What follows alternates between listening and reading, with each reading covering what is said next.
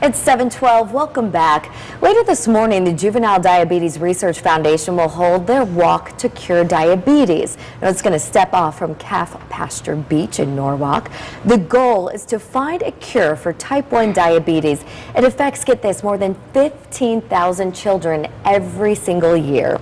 And here to tell us more about the walk and the hope for a cure is Gina Guerrero and Dr. Melissa Pawelczak.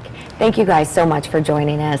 Gina, you're the chair of this walk, and I know it's incredibly close to your heart because your daughter Sophia suffers from type 1 diabetes. What is that like for Sophia on a daily basis? Well, basically every day she has to check her blood sugar 10 to 12 times a day using a needle to prick her finger and draw blood.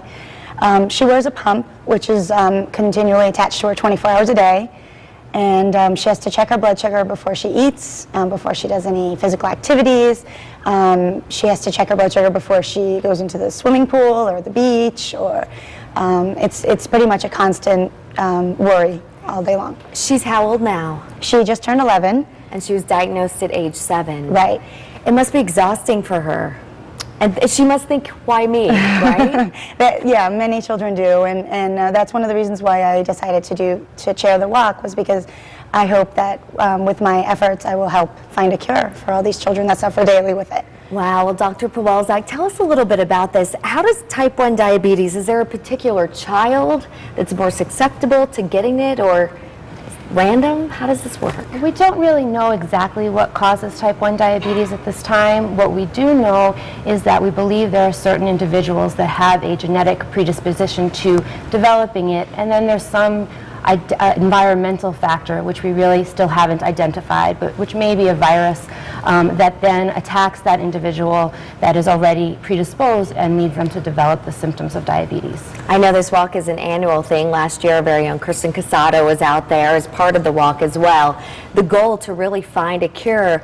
What is the likelihood and how close are we to finding a cure? Well, type 1 diabetes in particular, we have made major medical advances in the last 40 years, and there is a lot of research going on right now to find a cure. The next step in finding a cure or in treatment is hopefully the creation of an artificial pancreas, which will be a device that is able to check your blood sugar and deliver insulin without the patient actually having to test their own sugar, as Gina was saying.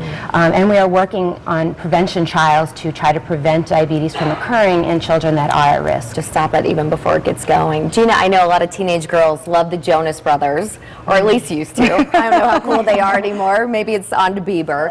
But one of the Jonas Brothers has diabetes as well. That's correct. How does that help your daughter at least have some comfort knowing she's not alone?